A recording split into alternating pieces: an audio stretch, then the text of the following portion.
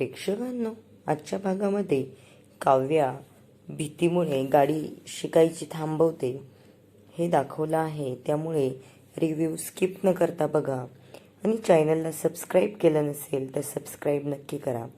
इकडे ते दोघेजण गाडीतून जात असतात तेव्हा काव्याच्या मैत्रिणी तिथून जात असतात.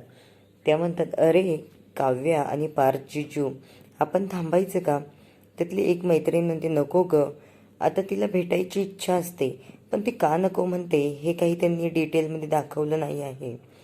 नंतर त्या तिथून निघून जातात. इकडे पार्थ आणि काव्या घरी येतात तर सगळेजण खूप छान गप्पा मारत बसलेले असतात. फक्त तिथे विक्रम नसतात. नंतर जीवा म्हणत असतो, पार्थ म्हणतो, या उन्हाळ्याच्या दिवसामध्ये आपली आजी खूप छान पन्ह बनवायची ना? मानिनी म्हणते की हो ना, तुला आठवतंय अजून? रम्या म्हणत असते, हो, पन्ह खूप छान व्हायचं आजीच्या हातचं. नंतर वसवात्या म्हणते, अरे तुम्हाला माहिती आहे का ते पन्ह ती कसं बनवायची? तर जीवा म्हणतो, हो, ती खूप छान बनवायची, त्यामध्ये खूप साखर वगैरे घालून. नंदिनी म्हणत असते, मी बनवू? इकडे मिथुन काका म्हणतात, अगं अगदी तोंडाला पाणी सुटलंय, बनव बरं लवकरच, लगेच अभ्यास आणि लगेच परीक्षा द्यायची. जीवा म्हणत असतो, नंदिनी तू आत्ताच व्यायामाला सुरुवात केली आहेस ना, मग तुला आत्ता पन्ह का प्यायचंय? त्यामध्ये किती साखर असते हे तुला माहिती आहे का? वसवात्या म्हणते, अरे जीवा, तुला माहिती आहे का त्यामध्ये साखर असते का गुळ असतो? तर इकडे सगळे जीवावर थोडे हसतात, त्याची मजाक उडवतात. मानिनी म्हणते, अरे जीवा, खरंच त्यामध्ये गुळ असतो बाळा. नंदिनी म्हणते, अहो यांना तर काही माहीत नाही आणि उगाचच आपले पन्ह कसं बनवायचं हे सांगायला निघालेत आणि सगळेजण हसायला लागतात. पार्थ पण खूप हसतो. इकडे मिथुन काका म्हणतो, अरे जीवा, तू जे सांगितलं ती थिअरी होती आणि नंदिनीने ती प्रॅक्टिकलमध्ये केलंय आणि थिअरी आणि प्रॅक्टिकलमध्ये खूप फरक असतो. त्यामुळे नंदिनीला खूप चांगल्या पद्धतीने माहिती आहे. ते नंदिनीला खूप छान वाटत असतं, तिचं सगळेजण कौतुक करताय. तर इकडे वसवात्या म्हणत असते, मानिनीच्या हाताला पण खूप चव आहे, ती पण खूप छान बनवते. मानिनी म्हणते, वसवात्या, माझं पण कौतुक करताय आता? मानिनी म्हणते, अगं बाई, तू आहेस तशी, तू पहिलीपासून आमच्या सगळ्यांची किती काळजी घेत आली आहेस. इकडे काव्या पण खूप खुश होते आणि रम्या टाळ्या वाजवते आणि म्हणते, वा, मामीचं कौतुक आई, आणि ते पण तुझ्या तोंडून खूप छान वाटलं. आणि मिथुन काका जीवाला चिडवत असतात, जीवा, तू काही हे व्यवस्थित केलं नाही या, तू आत्ता नंदिनीला पन्ह करू द्यायला हवं होतं, पण तू तिला उगाच थांबवलं. आता सगळे म्हणतात, मिथुन काका बाद झालं बरं, आता खूप हसलोय सगळेजण, चला आता झोपायला जाऊ. सगळेजण झोपायला जायला निघतात, पण वसवात्या आणि रम्या तिथेच बसलेल्या असतात. रम्या म्हणते, काय ग आई, तू कशाला उगाच मामीचं कौतुक करत बसली? वसवात्या म्हणते, अगं त्यांनी ते पण्याचा विषय काढला म्हणून मला कौतुक करावं लागलं, आणि जर कधी मी शांत बसले असते तर मानिनीला असं वाटलं असतं माझ्या डोक्यामध्ये काही प्लॅन शिजत आहे. रम्या म्हणते, आई, तुझ्या डोक्यामध्ये प्लॅन शिजत नसेल पण माझ्या डोक्यामध्ये शिजतोय ना. मला काव्य आणि पार्थला वेगळं करायचंय ग, त्यासाठी मला काहीतरी प्रयत्न करायला हवे. इकडे नंदिनी आणि जीवाचा सीन घेतला आहे. नंदिनी खूप थकून जाते व्यायाम करून आणि ती डायनिंग टेबलवर जाऊन बसते आणि पाणी प्यायला घेते. तेवढ्यातच जीवा येतो आणि म्हणतो, अगं हे काय सारखं सारखं पाणी पितेस तू? आत्ता तर व्यायाम करायला सुरुवात केली ना, हे असं नाही करायचं. नंदिनी म्हणतेस, जा हो जीवा, तुम्ही उगाच मला परेशान करताय, कारण मी खूप वेळचा व्यायाम करून थकली, मला पाणी प्यायचंय. जीवा म्हणत असतो, अगं बाई, मी तुझा नवरा नाही, ट्रेनर आहे आणि ट्रेनरला या सगळ्या गोष्टीचं लक्षात ठेवावं लागतं, कोण काय करताय आणि काय नाही. तर आणि तो परत तिला ओढत इकडे आणतो आणि व्यायाम करायला लावतो. तिला खाली उतरून पायऱ्या वगैरे उतरवून जाऊन तिला खूप थकवलंय त्याने आधीच, आणि म्हणतो आता परत सुरुवात करायची.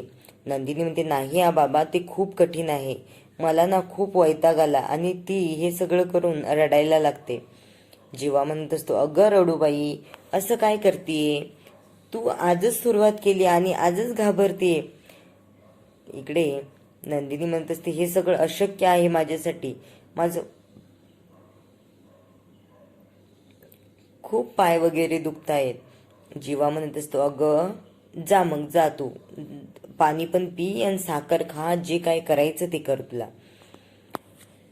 पण रडू नको ग बाई. इकडे परत वसुआत्या आणि रम्याचा सीन घेतला आहे. रम्या केस वगैरे धुवून इकडे येते तर वसुआत्या हसायला लागते आणि म्हणते, काय ग तू झुमके वगैरे घालतीये?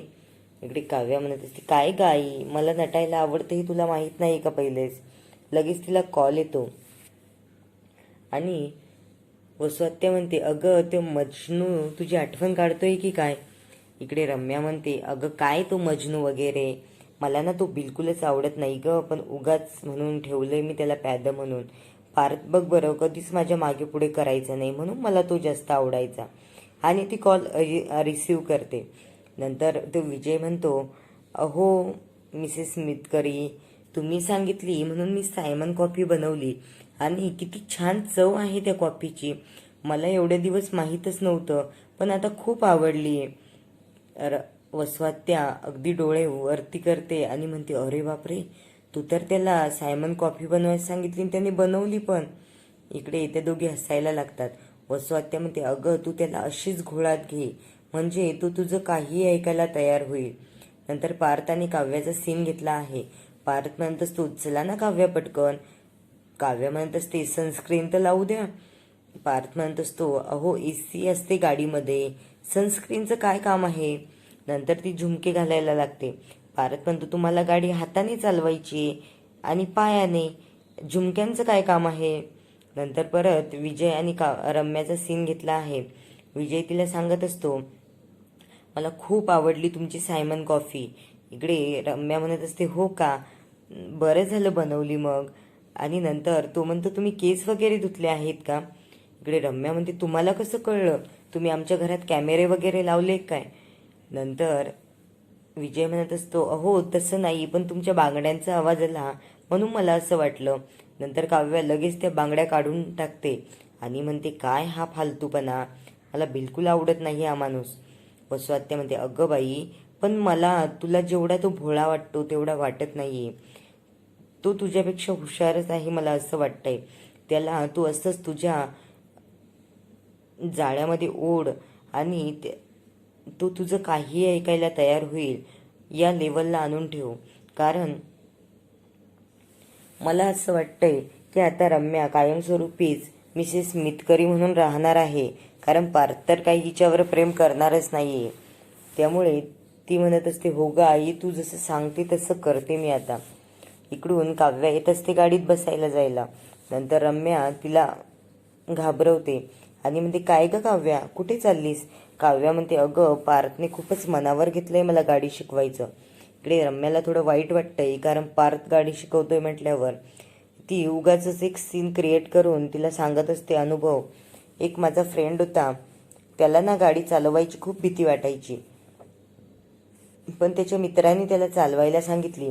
पण त्याने काय केलं माहिती का, ब्रेक दाबण्याच्या ऐवजी एक्सिलेटरवरच पाय ठेवला आणि गाडी सुसाट धावत गेली आणि त्याचा ॲक्सिडेंट झाला. त्याला काही लागलं नाही एवढं, पण त्याच्या बाजूला जो बसला होता त्याला खूप मेजर लागलं. त्यामुळे ना बाई, ज्याला येत नाही ना त्याने पाणी, आग आणि गाडी या सगळ्यापासून लांबच राहायला हवं. बघ बाई तू तुझं, पण मला तुला सांगायचं काम होतं म्हणून मी तुला सांगितलंय. नंतर काव्या थोडीशी घाबरते आणि तिथून निघून जाते. इकडे रम्या म्हणत असते, पण मी जे सांगितलं त्याचा विचार कर थोडा आणि नंतर गाडी चालव. काव्या म्हणत असते, हो ग, मला पण पार्थला काहीही होऊ द्यायचं नाहीये. मी बघते त्यांना म्हणून की मला नाही शिकायची गाडी, पण देशमुख ऐकतायत की नाही बघूया आता. रम्या म्हणते, अगं का नाही ऐकणार, तू सांग ना त्याला तुला भीती वाटते म्हणून.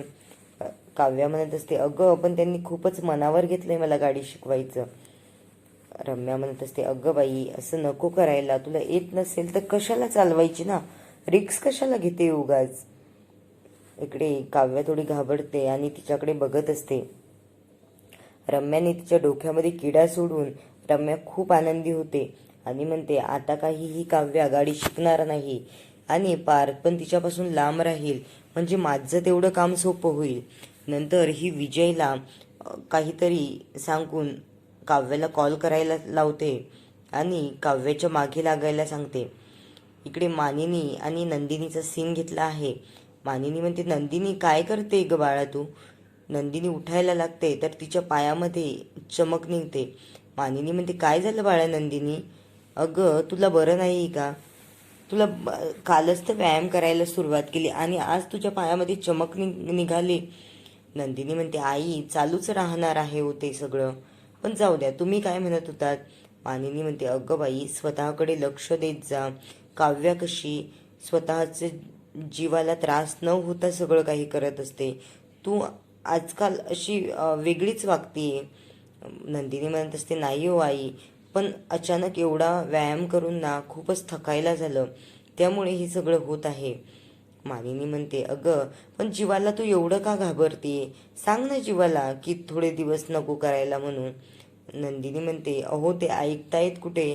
त्यांनी तर खूपच माझ्या मागे लागून करवून घ्यायचं ठरवलंय. मानिनी म्हणते, बाई काय सांगावं या जीवाला आता. नंतर काव्या आणि पार्थ गाडीमध्ये येऊन बसतात. काव्या चिडचिड करत असते, तिला रम्याचं बोलणं आठवतं आणि म्हणते, देशमुख मला नाही शिकायची हा गाडी. आणि पार्थ तिच्यावर चिडतो कारण रम्या काही व्यवस्थित गाडी चालवत नसते. रम्या म्हणत असते, अहो देशमुख, मला ना तुम्हाला काही होऊ द्यायचं नाहीये आणि मला गाडी चालवता यायलाच हवी असं कशाला? अनेक हुशार लोक असतात, त्यांना काही सगळ्यांना गाडीच चालवता येते का? पार्थ म्हणत असतो, अहो तसं नाही, पण तुम्हाला येते ना.